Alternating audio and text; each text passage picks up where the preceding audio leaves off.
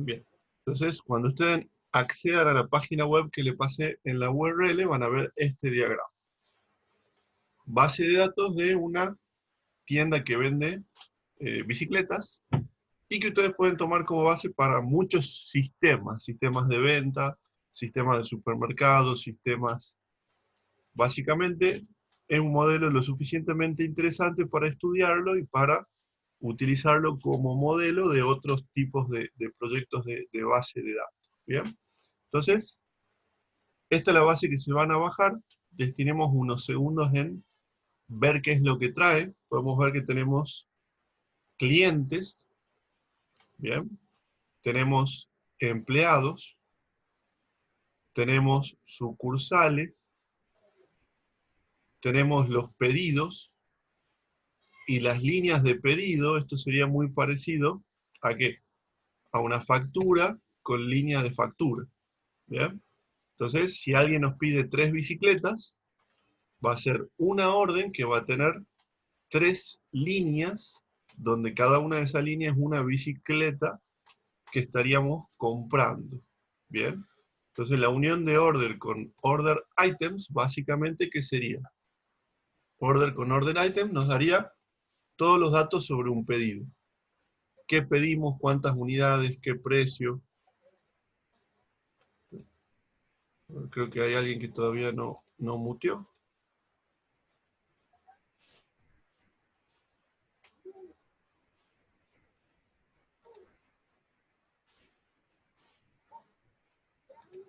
Disculpe, profe, ¿puede reenviar el link? Sí. Primero vamos a ver. Estoy sintiendo un audio que no sé si... quizás soy yo. A ver.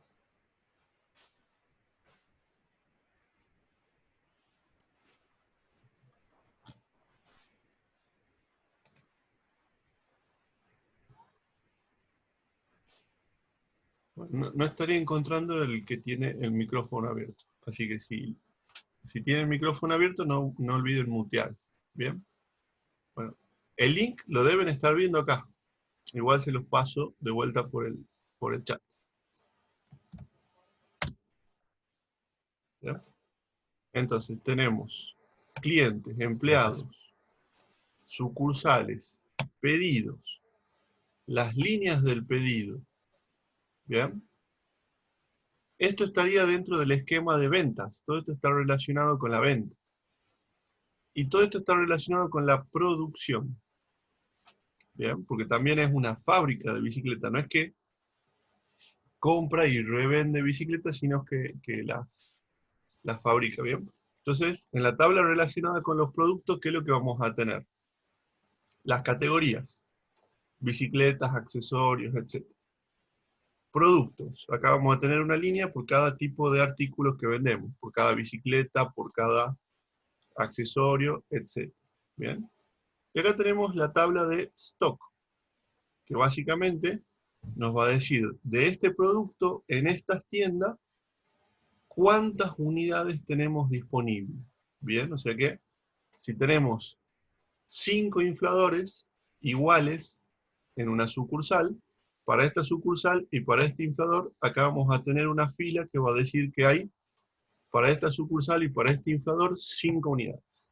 Bien, o sea que estamos manejando no solo los pedidos, sino que también estamos manejando el stock de productos. Y si realizamos una venta, ese stock lo deberíamos ir actualizando cada vez que vendemos y cada vez que compramos o fabricamos nuevas bicicletas.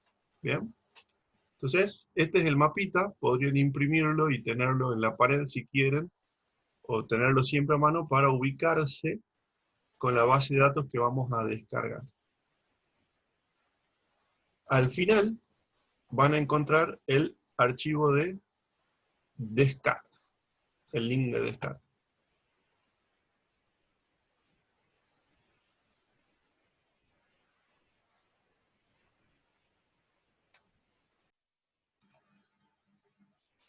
Ahí volvió, profe.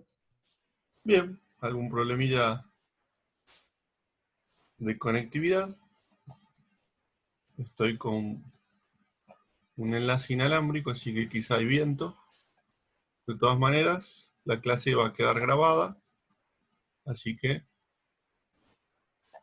cualquier cosa, si no me escuchan bien, después lo pueden ver al video.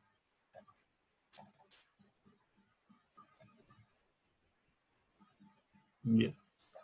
Entonces, cuando ustedes descarguen, esto es lo que van a tener, 3 archivos SQL, que lo vamos a abrir con el bloc de notas. Botón derecho, Edit with Notepad++. O bloc de notas o lo que ustedes tengan. Bien. Van a ver que hay un script que dice drop all objects.sql. Bien, este no lo necesitamos. Estaría para que si ya la tenemos a la base de datos, la eliminemos para poder recrearlo. O sea, si nosotros lo que queremos hacer es volver a cero, tendríamos que ejecutar este script, primero que nada, para borrar todo lo que ya tenía la base de datos. Lo cerramos.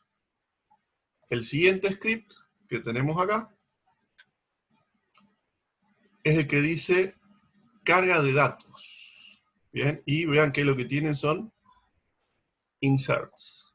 Bien, o sea que este es el que hay que ejecutar al último. Y el otro script, este es el que habría que ejecutar primero, dice create object, o sea, este es el que crea las tablas. ¿Bien? Entonces, lo tenemos a esta mano y vamos a hacer un nuevo proyecto de Visual 2019. Crear un proyecto,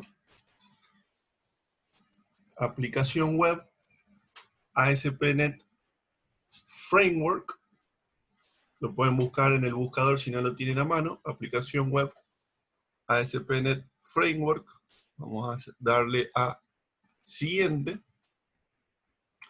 el nombre que ustedes quieran.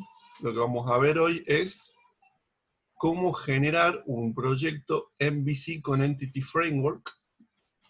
Así que si quieren ponerle al proyecto ejemplo MVC, lo pueden poner. Crear. Y cuando nos pregunte qué tipo de proyecto queremos, nosotros siempre en esta materia vamos a elegir vacío para que no nos ponga nada que nosotros no hayamos puesto. Si elegimos las otras plantillas van a tener un montón de cosas ya, menús puestos en el ejemplo, que tenga para MVC, para API Web, y que no tenga HTTPS porque no lo necesitamos. Bien. Vamos a hacer clic en crear, y eso nos va a crear nuestro proyecto MVC. ¿Bien? Que esta es la segunda forma de hacer proyectos web en Visual Studio y utilizando ASP.NET. Bien. Una forma es los web forms, que vimos clases pasadas, y que vamos a seguir viendo en clases futuras, que tiene la ventaja de que con prácticamente cero conocimiento web podemos hacer una aplicación web muy interesante. Bien. Y la alternativa que vamos a ver hoy, MVC, requiere conocimientos de desarrollo web para poder implementar este tipo de proyectos con éxito. ¿Bien? O sea que este modelo de creación de una aplicación web en .NET estaría recomendado ¿para quién? Para gente que haya hecho la electiva de PHP con el ingeniero Germán Correa el año pasado, o que tenga experiencia con alguna tecnología de desarrollo web, que sepa lo básico de HTML, que sepa lo básico de CSS, que sepa lo básico de JavaScript. Entonces, si tienen esa caja de herramientas de conocimiento, pueden utilizar este modelo de creación de páginas web. Bien, y si no, bueno, pueden investigar un poco sobre HTML, CSS y JavaScript, y recién entrarían a trabajar con este modelo de programación. Bien, vamos a agregarle a este proyecto, igual que todas las clases, agregar nuevo elemento, y le vamos a poner una base de datos SQL Server. Bien. Repito, esta es una base de datos que va a estar dentro de nuestro proyecto web, pero si ustedes quieren usar un SQL Server externo o en la nube de Microsoft, lo pueden hacer sin ningún problema. ¿Ya? De hecho, que los aliento a que con su cuenta estudiantil entren a la nube de Microsoft y se creen en la nube una base de datos y usen esa base de datos en alguno de sus proyectos para que los datos estén en la nube. ¿Bien? Recomendado. Hacemos clic en Database 1, si le quieren cambiar el nombre, si no, simplemente agregar. Este mensaje nos sale también cuando hacemos un web form, una aplicación de tipo web form que nos avisa que la base de datos va a ir a parar ¿dónde? Acá en la carpeta appdata, le damos sí, y vamos a tener acá la base de datos. Bien. De la misma manera, en el explorador de servidores, vamos a abrir esa base de datos y vamos a hacer clic derecho para poner nueva consulta.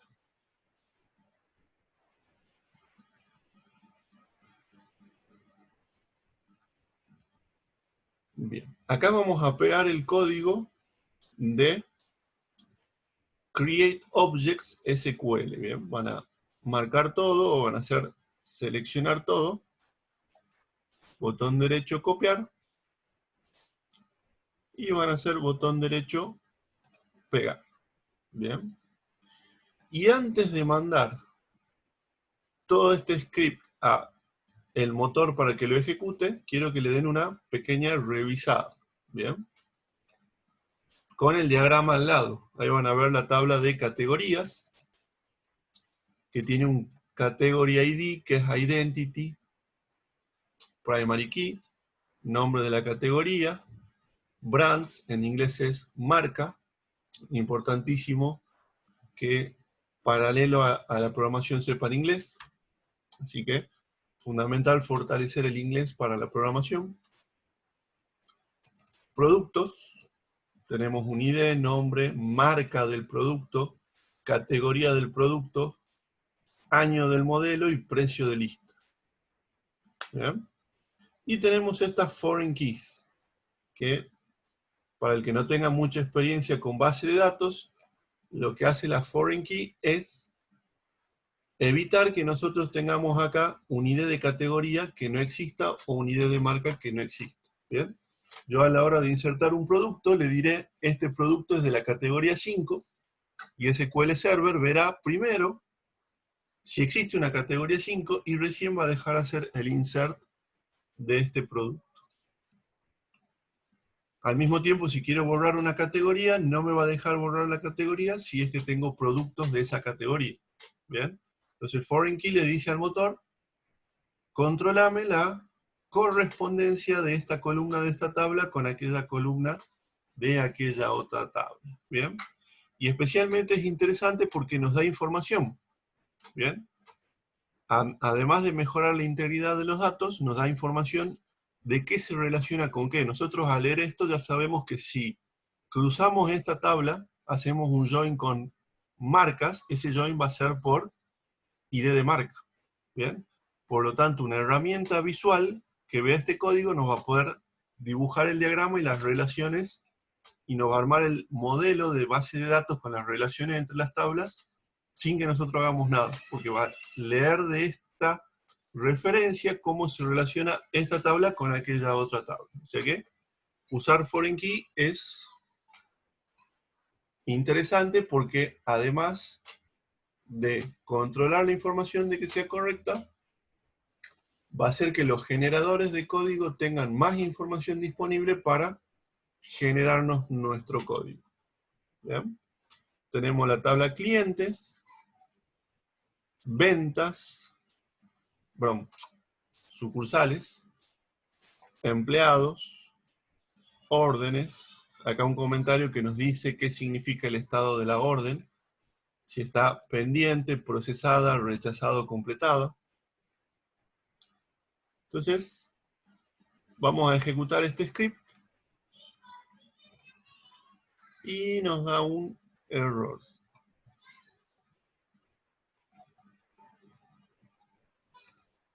Bien, parece que debo haber seleccionado parte del código y no lo había mandado completo. Y lo mandé de vuelta y tuvo éxito, ¿bien?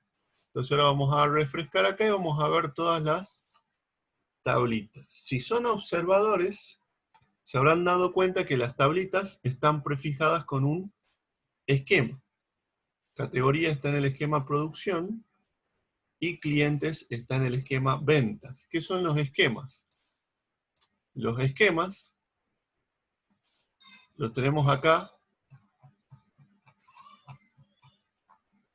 dibujados en este diagrama y básicamente nos dicen estas tres tablas están muy relacionadas entre sí y estas 5 tablas están muy relacionadas entre sí. Entonces yo en una base de datos que tenga 100 tablas, y va a ser muy difícil saber de esas 100 tablas cuáles están muy relacionadas entre sí y cuáles no.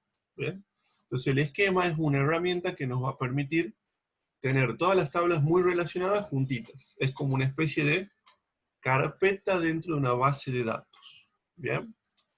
Que probablemente del lado de la programación, cuando nosotros programemos la clase cliente, la clase staff, la clase categoría y la clase producto, del lado de la programación el esquema se va a ver reflejado con el concepto de paquete si estamos programando en Java, o con el concepto de namespace si estamos programando en C#. ¿Bien? Porque tienen el mismo objetivo, agrupar clases relacionadas, o agrupar en este caso tablas relacionadas para que podamos fácilmente saber cuáles se usan juntas con mayor frecuencia. ¿Bien? Entonces el esquema nos va a dar más orden en nuestra base de datos. ¿Bien? Entonces ya tenemos las estructuras. Vamos a pasar la parte del script que dice carga de datos. Vamos a seleccionar todo, copiar. Acá vamos a eliminar todo lo que tenemos en esta consola.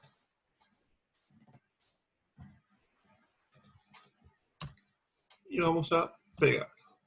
Bien.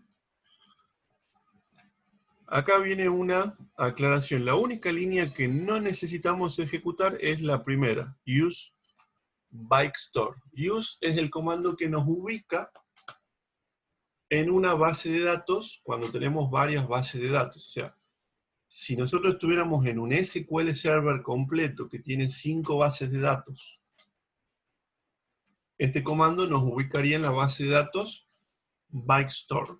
¿Bien?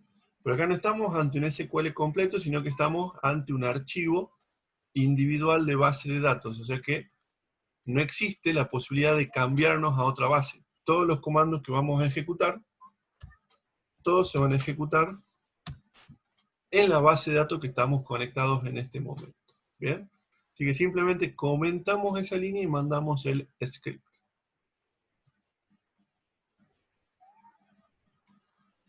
Si todo sale bien, que por lo visto así es, porque no hemos obtenido ningún mensaje de error, cerramos la ventana de consulta sin guardar datos y exploramos las tablitas, ¿bien? Veamos que tiene, por ejemplo, la tabla de marcas. Botón derecho, mostrar datos. ¿Bien? Entonces, estas son las marcas que manejamos en nuestra empresa. ¿Bien? Cerramos y exploremos la tabla de empleados. Veamos cuántos empleados tiene nuestra empresa. Bien, tenemos 10 empleados. Perfecto. Acá podemos ver que hay una columna Store ID. Podemos ver que los primeros 4 empleados trabajan en la sucursal 1, los siguientes 3 empleados trabajan en la sucursal 2, y los siguientes 3 empleados trabajan en la sucursal 3. ¿Bien? También podemos ver que tenemos un Manager ID, o sea, quién es el jefe. Bien, el empleado 1, manager ID dice null. ¿Qué significa eso? Que el empleado 1 no tiene jefe. Entonces, Fabiola Jackson sería o el gerente o el dueño de la empresa.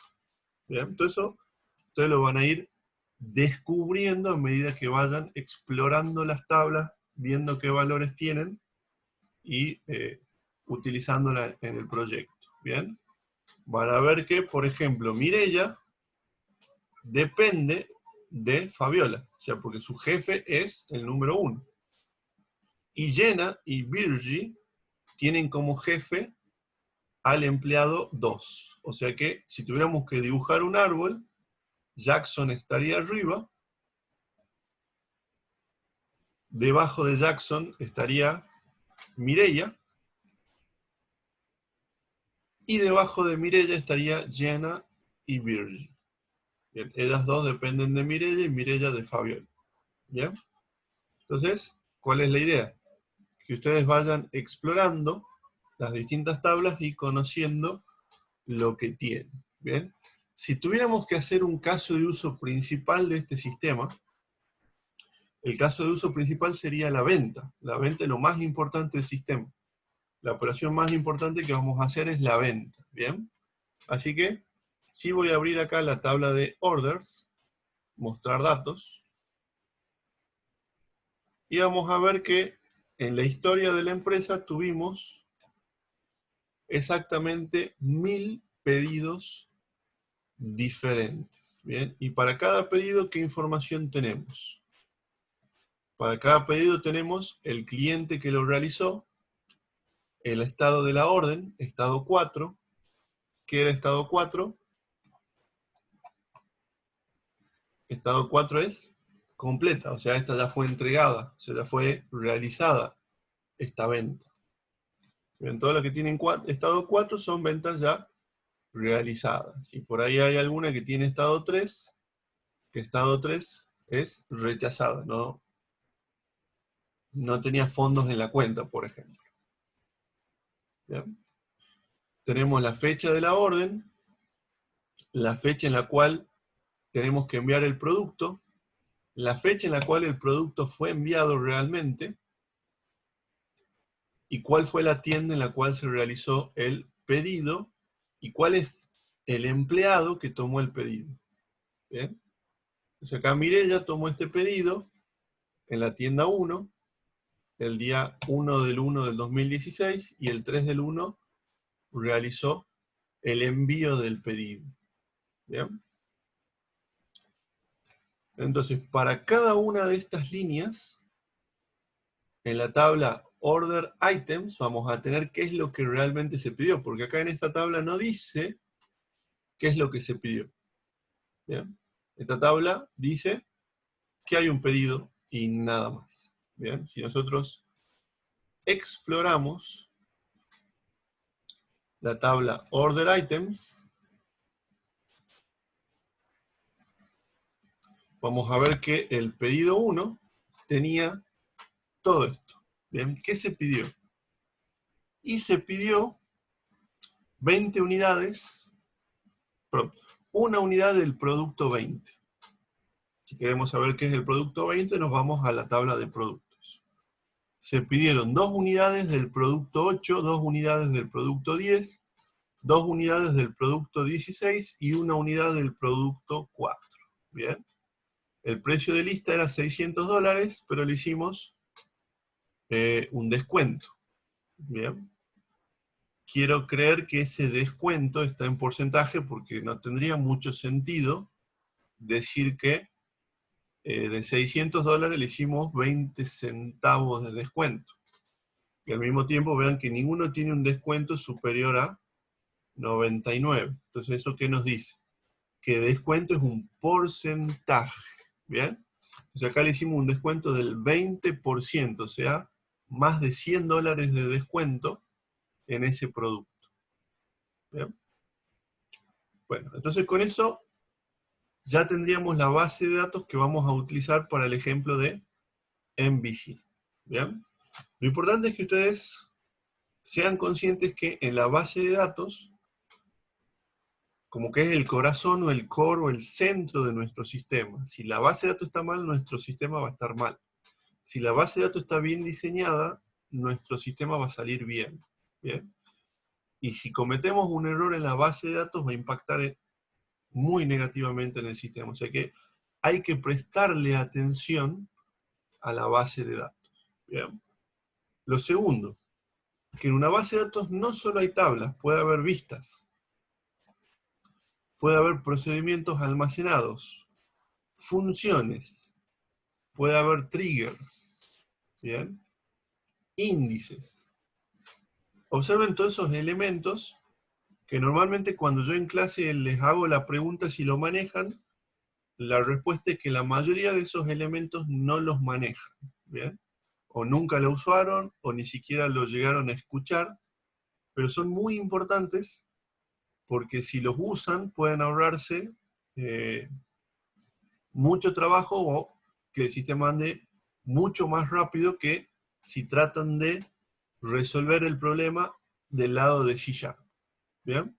Esos elementos del lado de la base de datos les va a permitir a ustedes resolver lógica del lado del motor para que ya al C# llegue ya precocinado el asunto. ¿Bien? Entonces, registren estos conceptos. Procedimientos almacenados, funciones, vistas, triggers e índices. Esos 4 elementos tienen que conocerlos, tienen que usarlos. La idea es que el proyecto este de promoción de la materia traten de usar los 4, funciones, procedimientos, triggers, vistas e índices, son 5, perdón, traten de usar esos 5. ¿Bien?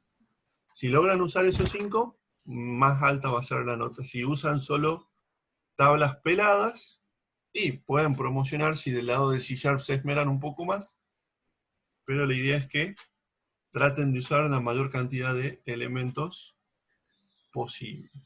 ¿Bien? Profe, una consulta. Sí. Usted dijo algo de, no sé si será bien la palabra triggers, algo así. ¿Y Sí. cuál sería aquí que está en español todo? ¿Está ahí en lo que dice? Por ejemplo, No te va a figurar en una carpeta, porque un trigger en realidad es un procedimiento almacenado, o sea que te va a figurar por un lado en la parte de procedimientos almacenados, pero te va a figurar vinculado con una tabla. ¿Bien? ¿Qué es un trigger? Un trigger es un procedimiento almacenado que está asociado a un evento de una tabla. Bien, imagínense lo siguiente. Yo quiero que cada vez que se haga un insert sobre la tabla, se ejecute código. Bien, entonces voy a hacer un procedimiento almacenado con el código que quiero que se ejecute. Bien, un procedimiento almacenado tiene declaración de variables, un procedimiento almacenado tiene estructuras condicionales como if, un procedimiento almacenado tiene estructuras repetitivas como un for, como un while, o sea, un lenguaje de programación secuencial imperativo, que en el medio puede usar código SQL, puede hacer un select, puede hacer un insert, puede hacer un update, puede hacer un delete. Bien, o sea que eso es un procedimiento almacenado. Un pequeño guión que tiene variables, estructuras condicionales, estructuras repetitivas e instrucciones SQL. ¿Bien? Y con el trigger lo que ustedes dicen es, cuando sobre esta tabla se haga un insert, quiero ejecutar este código. Cuando sobre esta tabla se haga un update, quiero ejecutar este código. Cuando sobre esta tabla se haga un delete, quiero ejecutar este código. ¿Bien? Lo pongamos en un ejemplo concreto. Imagínense que en la tabla de empleados está el salario del empleado. Entonces ustedes podrían poner un trigger que cuando alguien modifique el salario del empleado se ejecute un fragmento de código SQL. ¿Bien? Y ese fragmento de código SQL, ¿qué podría ser? El transact SQL. Podría utilizar la función de transact SQL que se llama envío de mail para enviarle un mail al dueño de la empresa avisando que se cambió el salario de un empleado. Entonces cada vez que ustedes hagan un update a la tabla de empleados y modifiquen el sueldo, mediante ese procedimiento almacenado, se va a enviar un mail al gerente avisándole del cambio del sueldo. ¿Bien? Es un ejemplo de procedimiento almacenado. Hay un montón. Sí, ¿Bien? profe. Las vistas, ¿qué son? Vamos a hacer una vista acá.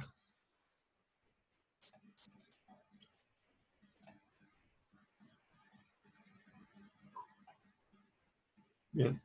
Create view. DBO.view as select asterisco from some table. Bien. Entonces, vamos a hacer una vista que junte la tabla order con la tabla order items. Bien. Entonces acá vamos a poner select asterisco from orders inner join orders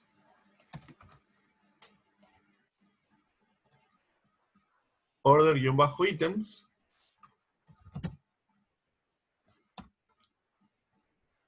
on orders.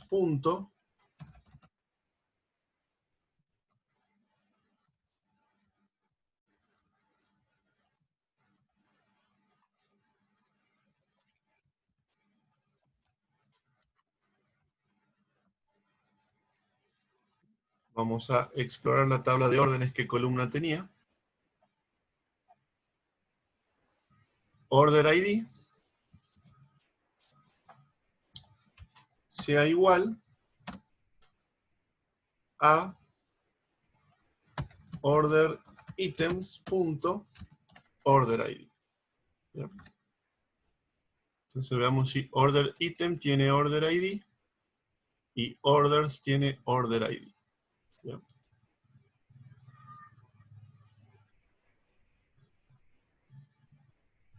Bueno, como la columna se llama igual, podríamos directamente poner acá using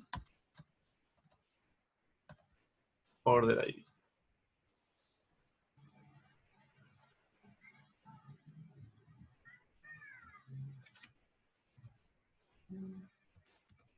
Eso anda en mi motor. Yo uso para trabajar PostgreSQL. Se ve que acá no funciona.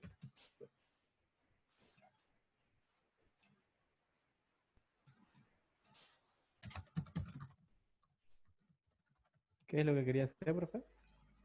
Indicarle que utilice la columna order ID que está en las dos tablas para hacer el job. Bien. Entonces, esta sería la versión tradicional. Bien. Create view, acá donde le damos el nombre de la vista, le vamos a poner BW pedidos. Este va a ser el orden, el nombre de la vista.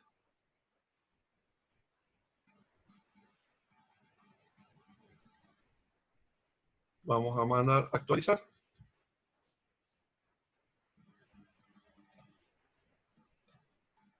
Ajá, acá lo que me está retando el motor es que la tabla orders está dentro de Está dentro del motor. el esquema ventas, o sea que tenemos que poner sales.orders y acá vamos a hacer inner join sales.order-items. Entonces nos estaba faltando ponerle el esquema en donde se encuentra la tabla. Bien. Y acá vamos a poner las columnas que queremos que tenga la vista. Bien. De la tabla order vamos a mostrar customer ID,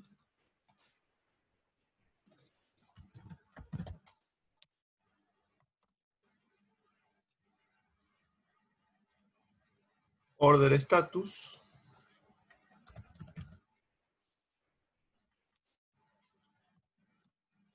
y de la tabla order items vamos a mostrar el item ID, el ítem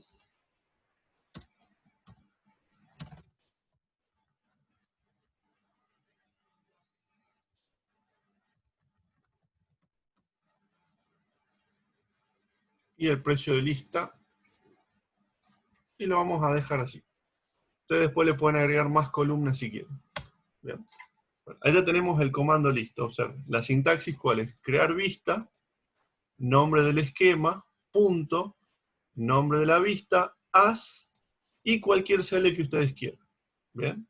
Entonces lo que va a hacer el motor es guardar este select con este nombre. ¿Bien? Mandamos a actualizar.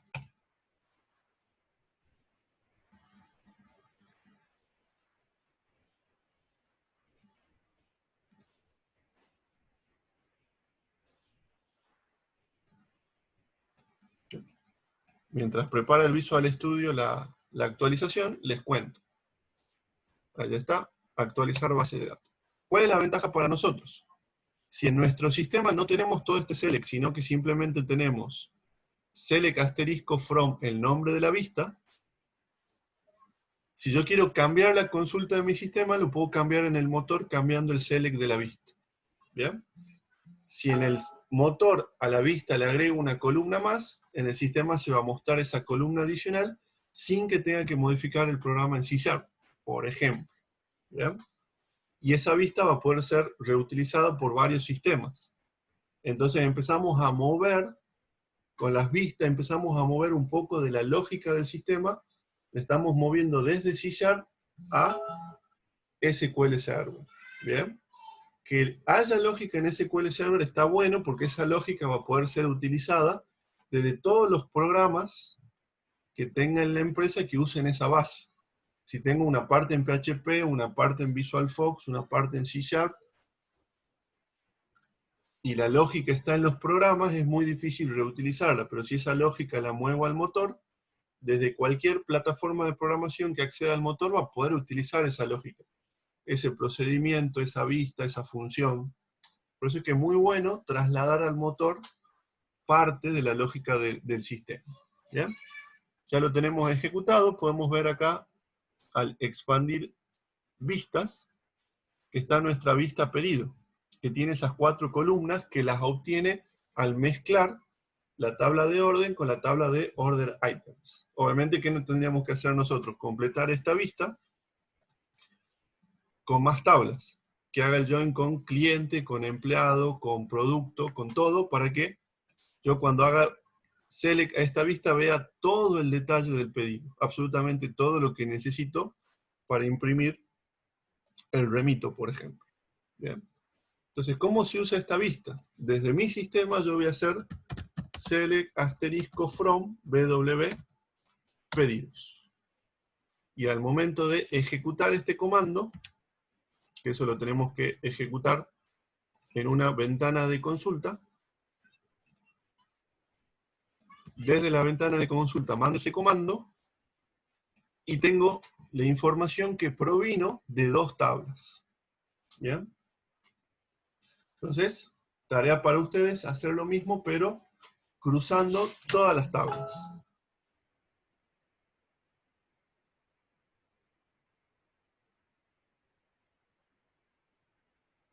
Se muteó, profe. Se muteó, profe. ¿Ahí me escuchan? Hola, Ahora hola, sí. ¿probando? Bien. Sí, Entonces sí. Ahora ustedes sí. deberían hacer una vista que junte órdenes con clientes, empleados, sucursal, order items y productos. O sea, el select tendría que juntar 1, 2, 3, 4, 5, 6 tablas. Y ese select ponerle un nombre. Bien, entonces cuando ustedes necesiten juntar toda esa información, del lado de C#, en vez de volver a unir esas 6 tablas, van a poder hacer un simple select a la vista que junte esas tablas y obtener la información que están necesitando. Así que, tarea para ustedes para después de clase, completar la vista de pedidos para que traiga la información de las 6 tablas. Y de paso, con esa tarea van a terminar de conocer este modelo, conocer esta base, conocer cómo se relaciona toda esta información. ¿Bien? Ok. Con eso ya tenemos la parte de base de datos que necesitamos para el ejemplo. Vamos a la parte web, porque hasta acá todo esto nos sirvió. ¿Para qué nos sirvió? Para tener un proyecto web vacío con una base de datos de ejemplo. ¿Bien? Entonces, tengan esta base a mano porque la clase que viene y la que sigue, probablemente en todas, vamos a arrancar de esta base para hacer los distintos ejemplos. ¿Bien? Vamos del lado del explorador de soluciones ahora. Vamos a agregarle a este proyecto un nuevo elemento. Y del lado de datos, vamos a elegir Ado.net Entity Data Model. ¿Qué significa Entity Data Model? Significa que vamos a trabajar la parte del acceso a base de datos utilizando una técnica que se conoce como Entity Framework. ¿Bien? Entity Framework nos va a permitir trabajar las tablas de una base de datos relacionales como si fuera una base de datos de objetos. Porque nos va a generar una clase pedido, una clase cliente, una clase producto, una clase para cada tabla. ¿Bien? Y yo voy a poder pedir, obtener de la base de datos el cliente con ID 5 y me va a devolver un objeto cliente, ya no me va a devolver una fila, me va a devolver un objeto cliente. Entonces yo voy a trabajar a partir de ahora, no con datasets, sino con objetos. Le voy a pedir al contexto de base de datos que me devuelva el objeto, voy a modificar el objeto y le voy a decir al contexto de base de datos los cambios que hice en este objeto persona, hacelos en SQL Server. ¿Bien? Entonces, Entity Framework se va a encargar de lo que llamamos el mapeo objeto relacional. El traducir un objeto a una fila o una fila a un objeto, y si hay relaciones en la navegabilidad de los datos entre objetos. ¿Bien? Es muy potente, está muy bueno. Es otra alternativa para el acceso a base de datos. ¿Bien? Hasta que hemos visto acceso por Ado.net, dataset sin tipar, dataset tipados, controles conectables a datos, y hoy vemos acceso a datos utilizando Entity Framework, como para sumar una quinta forma de acceder a nuestras bases de datos. ¿Bien? Hacemos clic en agregar, y nos va a aparecer esta pregunta. ¿Bien? Para trabajar con Entity Framework nosotros tenemos muchos caminos posibles. ¿Bien? Un camino sería que yo escriba en C# una clase cliente y que Entity Framework, en base a la clase cliente, vaya y me cree la tabla de clientes. ¿Bien?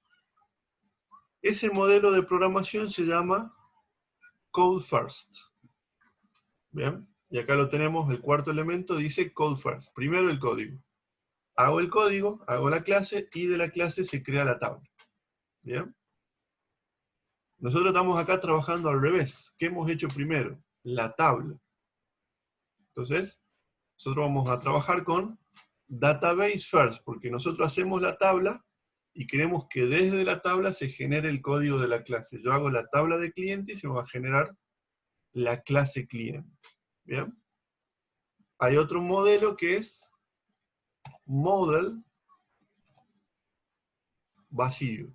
¿Bien? O sea, yo podría hacer un diseño en un diagrama y que del diagrama salga tanto la tabla como la clase.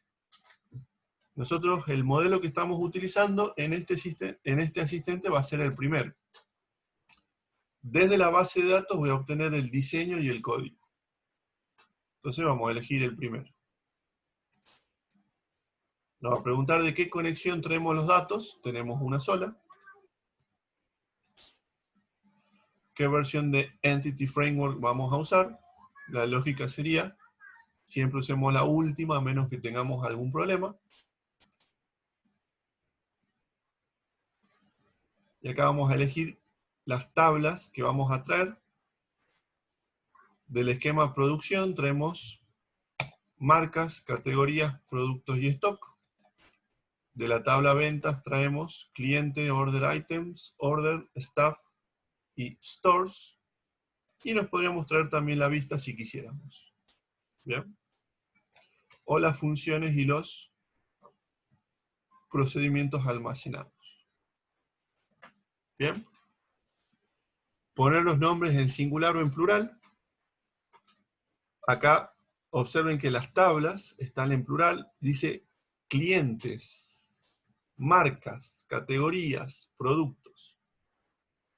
Hay programadores que les gusta poner el nombre de las tablas en plural.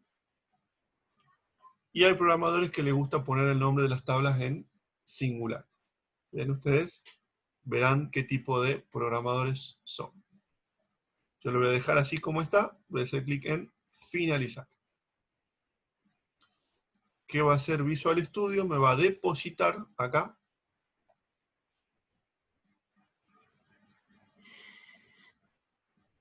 en el área de trabajo. Va a analizar la base de datos y me va a depositar en el área de trabajo las entidades y las relaciones entre esas entidades.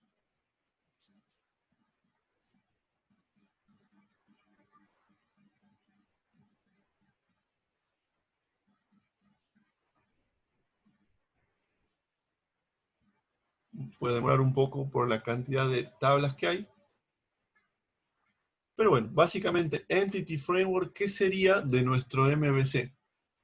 Sería la M de MVC, porque van a estar las clases de negocio, las reglas de negocio y la base de datos. ¿Bien? O sea que el resultado de lo que acabamos de hacer es, acabamos de crear la M de nuestro proyecto MVC. ¿Bien? Bueno, ya hemos terminado. Observen este diagrama. Está muy bonito.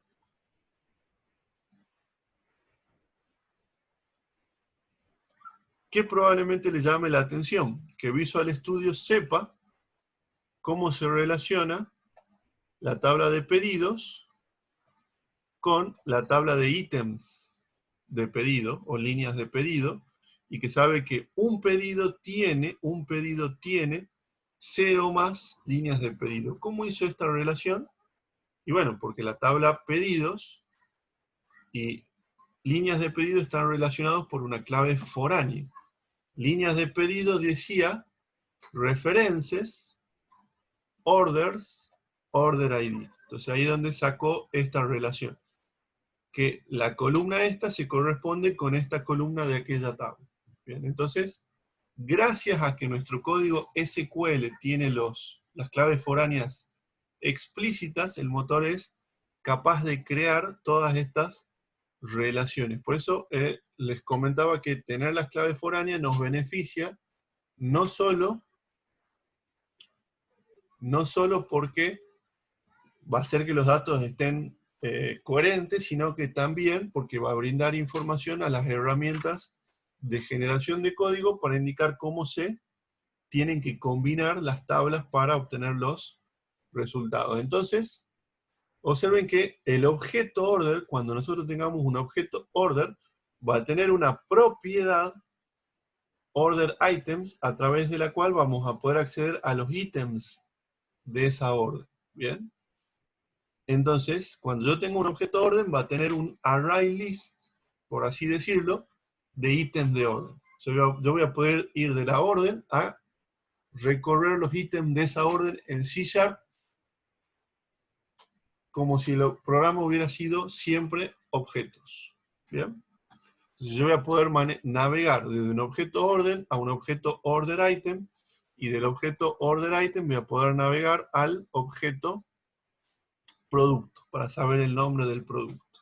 Bien, todo eso sin necesidad de hacer un select con un join e ir indicando cómo se van uniendo esas tablas. Va a ser objeto orden punto, línea de orden 0 punto, producto punto nombre. Y ahí voy a obtener el nombre de ese producto habiendo navegado el árbol de objetos. Bien. Hagamos para este ejemplo un controlador y una vista, lo probemos y analicemos el resultado. Bien. Esta parte es muy importante. Voy a guardar los cambios y voy a compilar el proyecto. Bien. Compilar el proyecto es importante porque en la compilación se van a crear los binarios necesarios para que Visual Studio pueda hacer la siguiente parte, generar el controlador y la vista. Si nosotros no compilamos el proyecto, Visual Studio no los va a ver, no va a ver que hay una entidad producto, una entidad cliente, porque hasta ahora son solamente elementos de diseño. Cuando lo compilemos se van a transformar ya en objetos navegables mediante introspección o reflexión. Perfecto. Ya tenemos acá, observen, las clases stores, staff. Si ustedes tienen curiosidad de ver algo de esto, hacen doble clic en, por ejemplo, producto, y van a ver nuestra clase producto. Tiene las properties, ID de producto, categoría, año del modelo, y las propiedades navegables, a través de las cuales vamos a llegar a los order items, o las líneas de orden de este objeto producto. Bien. Ya estamos en condiciones de generar el controlador y las vistas. A ver, vamos a hacer una pequeña pausa. Un segundito.